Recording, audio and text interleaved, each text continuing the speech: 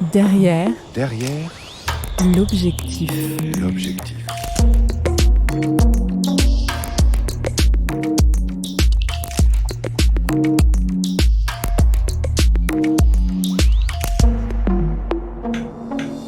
Derrière l'objectif. Je pense qu'à partir de ce moment-là, j'ai commencé à... j'ai pas commencé, mais ça va être très naïf ce que je vais dire, mais je me suis vraiment rendu compte que la géopolitique, c'était quelque chose de très très compliqué.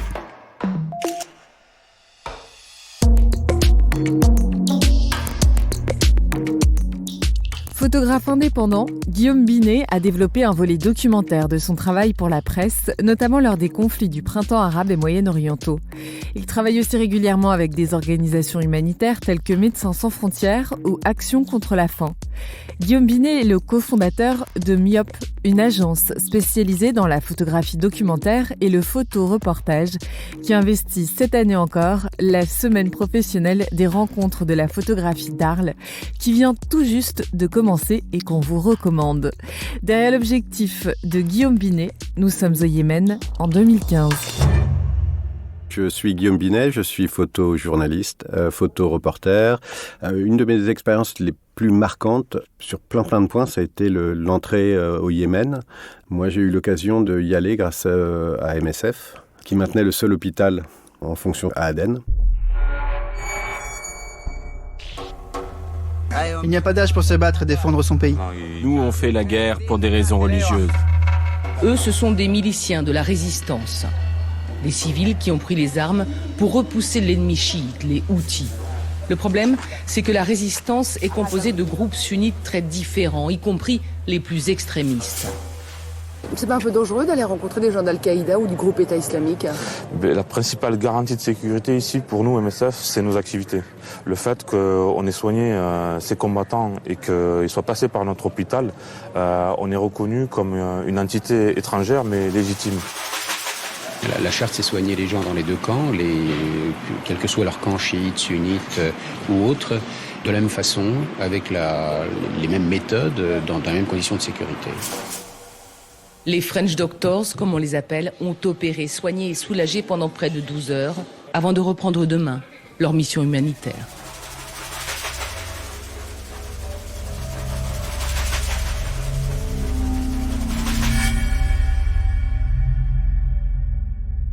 MSF, qui est présente dans le pays, tient un hôpital à Aden, qui est à ce moment-là sur la ligne de front, un hôpital de traumatologie très actif, avec des expats qui sont là aussi, des grands professeurs de chirurgie et de trauma, et ils décident de maintenir ouvert cet hôpital, alors que c'est vraiment sur une ligne de front très très active. Et en discutant avec eux, je trouve que c'est intéressant de couvrir cet événement-là. Personne n'y est vraiment allé jusqu'à présent. Et il faut absolument, je trouve, mettre à jour ce drame.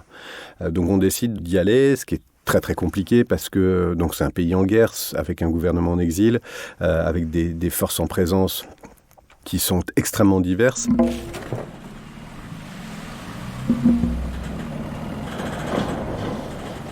On prend un bateau de Djibouti, on part de nuit, on charge des médicaments, des vivres, et ce petit bateau part au milieu de la houle de la mer Rouge. On voit des petites lumières à l'horizon qui sont les grands chalutiers et paquebots qui descendent du canal de Suez et qui descendent de la mer Rouge. On sait que c'est une mer dans laquelle il y a de la piraterie. C'est la nuit, une grande houle, la lune monte et descend. Enfin, c'est voilà les souvenirs que je peux avoir. C'est très très beau, mais ça fait assez peur et il y a vraiment une concentration due à la peur qui commence, quoi. Dans ces moments-là, tu sais pas où t'arrives.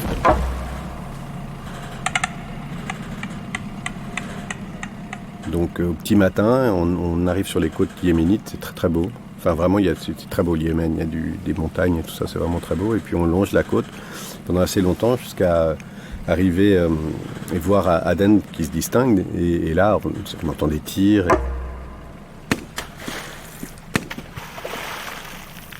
Et puis on rentre dans le chenal du port et là on nous tire dessus. Alors les balles n'arrivent pas sur le bateau. Je pense que les Houthis qui tenaient l'endroit où on devait accoster tirent pour prévenir en fait que quelque chose se passe, que quelque chose arrive. Ça fout un peu les jetons, surtout qu'on est au milieu de la mer, il n'y a rien quoi. Tu peux pas te cacher quoi.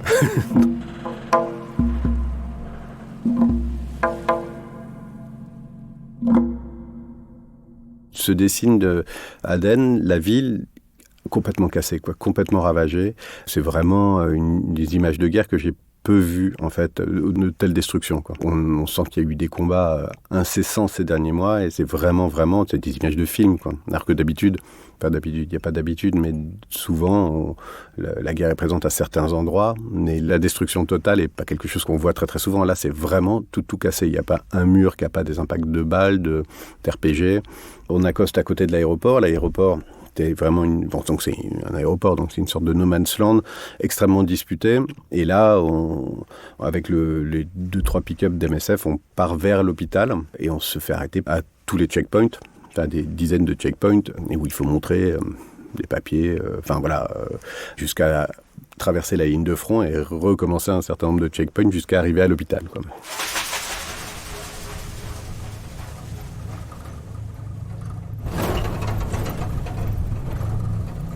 La route du port au centre-ville longe une côte qui était anciennement touristique et c'est très très impressionnant parce que ce sont que des grands hôtels complètement détruits, coupés en deux, ce sont que des superbes baraques au bord de la plage complètement explosées, des tanks vraiment exposés partout, les pick-up qui slaloment entre des trucs brûlés, quoi. Et donc dans ces cas-là, on a les yeux grands ouverts et très concentrés et on sent que personne n'est très très serein, même les gens qui conduisent ces voitures, c'est vraiment un mouvement plutôt dangereux parce que c'est un mouvement qui a demandé les autorisations des deux camps pour pouvoir bouger, qui a demandé une logistique incroyable et qui peut déraper dans la seconde. Il suffit que quelqu'un ne soit pas d'accord, ce qui s'est passé plein d'autres fois.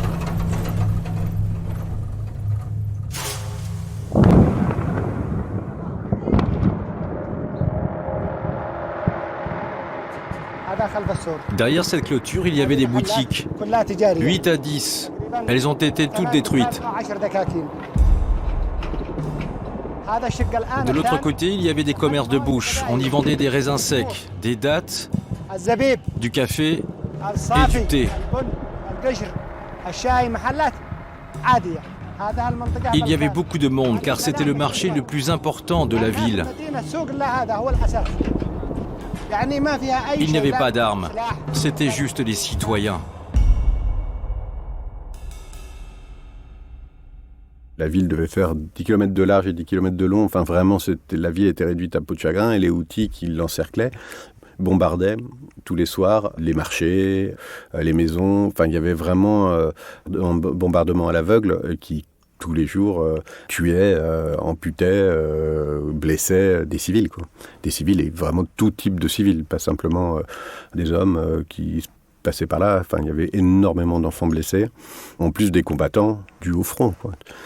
On était dans l'hôpital, tout le monde dormait, vivait dans l'hôpital et toutes les heures, une sonnerie retentissait et c'était ce qu'ils appellent une masse casualty, qui est vraiment le moment où il y a eu un bombardement qui a blessé énormément de gens ou tué énormément de gens et il faut que tout le monde soit sur le pont et à ce moment-là, il y a des gens couchés par terre dans l'hôpital, qui sont soignés, qui sont amputés, que les médecins essayent de sauver.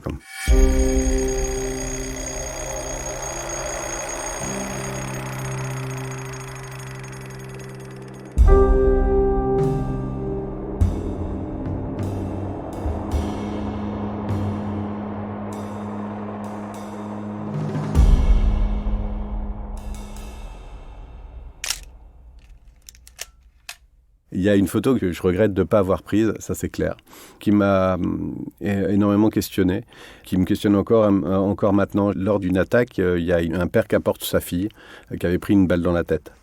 Une petite fille qui devait avoir 8-9 ans, à peu près l'âge de mes enfants. L'hôpital était vraiment surchargé, il y avait eu une attaque et c'était dur. Et cette petite fille, dans une zone de triage, s'est retrouvée toute seule. Et il y avait un brancard avec cette petite fille sur une table en fer, sur un brancard d'hôpital. Et la tête vaguement bandée, déformée, avec un bandage déjà sale, taché de sang et tout ça. Elle était vraiment toute seule, personne à côté, pas un infirmier dans la salle. Ils étaient occupés ailleurs. Et donc je me suis approché, sans prendre de photos, juste en étant sidéré par la solitude de la mort de cette petite fille. Et elle avait les yeux grands ouverts, elle est en hyperventilation, et elle me regardait. Je ne sais pas si elle me voyait, mais en tout cas, elle me regardait. Je lui ai pris la main et j'ai attendu. Et en ayant tout à fait conscience que je ne prendrais pas de photos. J'ai attendu en me disant que c'était ce que j'aurais voulu que quelqu'un fasse pour mes enfants, si un de mes enfants avait été dans cette situation-là. Et ça a duré assez longtemps et elle me fixait avec donc une blessée à la tête et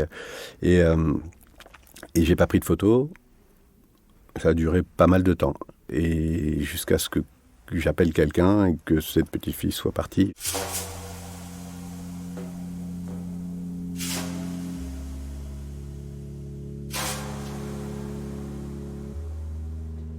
Et j'ai vraiment pas pris de photos en parlant de dignité. Enfin, en me disant, cette petite fille doit être...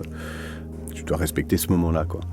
Et en fait, je regrette énormément parce que je pense que la seule chose que je pouvais faire pour elle, c'était de parler de ce moment-là.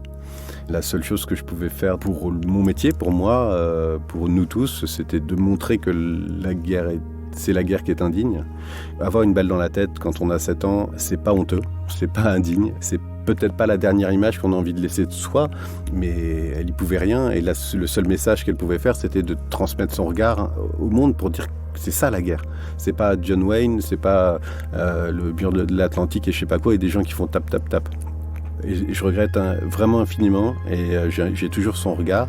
Je sais pas ce que j'aurais pu faire comme photo, je sais pas, mais je pense que mon devoir, ce que j'ai pas fait là, c'était de prolonger son regard pour tout le monde. Et donc cette petite fille, outre le fait que j'ai son regard à vie et ces derniers moments-là à vie, qu'est-ce que j'ai fait pour elle ? Ce que j'aurais vraiment dû faire pour elle, c'était d'essayer de faire en sorte que ça s'arrête, quoi.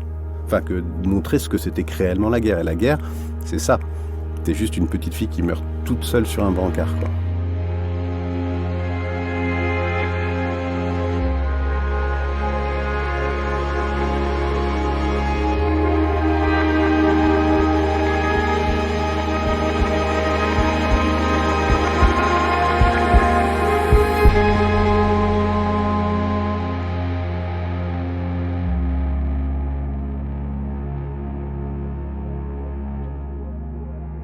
Il y a une vraie part de responsabilité internationale là-dedans. C'est que, voilà, l'anecdote que je pourrais raconter, c'est qu'un jour, donc, je pars seul de l'hôpital. Enfin, seul, jamais seul, mais avec un chauffeur, parce que malheureusement, je parle pas arabe, donc et un traducteur. Et le traducteur me dit est-ce que tu veux voir, il y a des chars détruits à tel endroit. Donc je dis oui, très bien, toutes les occasions étaient bonnes pour de toute façon aller se rapprocher du front et voir les différentes facettes de la ville.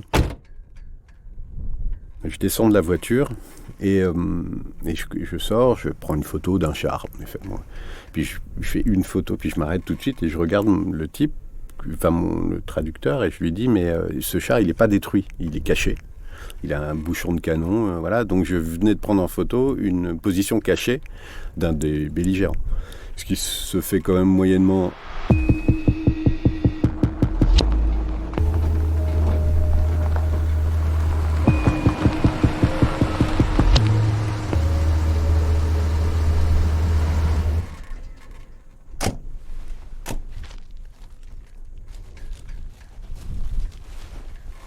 À ce moment-là, un gros pick-up arrive, 2 types descendent, je vois mon traducteur qui devient blême, et il me dit « c'est Al-Qaïda ». Donc je venais de prendre en photo une position d'Al-Qaïda, péninsule arabique. Donc il m'arrête. Et à ce moment-là, il se trouve que j'avais couvert pour Libération les attaques de Charlie Hebdo. C'était Al-Qaïda, péninsule arabique, qui a revendiqué les attaques de Charlie Hebdo. Donc moi je me retrouve au Yémen, à la suite d'une imprudence de ma part, arrêté par Al-Qaïda, péninsule arabique, mais qui était de notre côté cette fois-ci. Parce que Al-Qaïda, péninsule arabique, ils sont sunnites. Donc on combattait sur une ligne qui protégeait Aden, et les gens avec qui je discutais étaient du côté de la coalition qui était soutenue par la France, quoi. Enfin voilà, il y a vraiment un truc un peu kafkaïen dans l'histoire. Et quelques heures après, ils m'ont laissé partir. Je pense qu'à partir de ce moment-là, j'ai commencé à... j'ai pas commencé, mais ça va être très naïf ce que je vais dire, mais je me suis vraiment rendu compte que la géopolitique, c'était quelque chose de très très compliqué.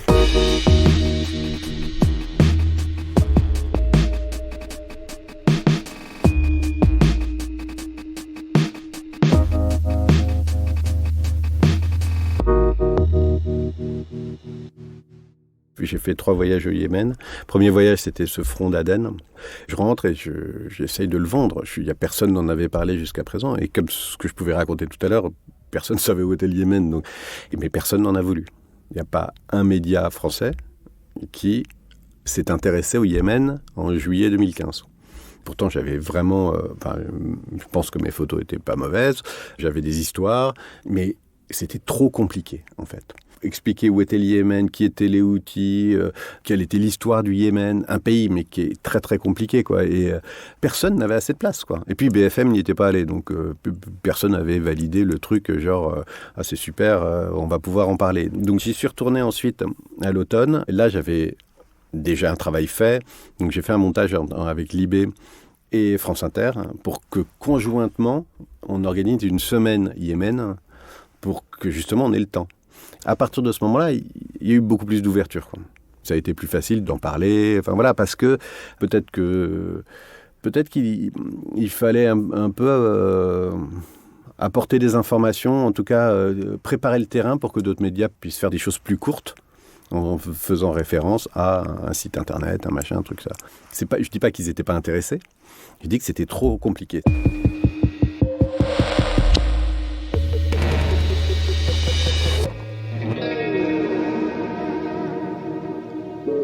Derrière l'objectif. Vous avez aimé cet épisode ? N'hésitez pas à le noter, le partager, le commenter.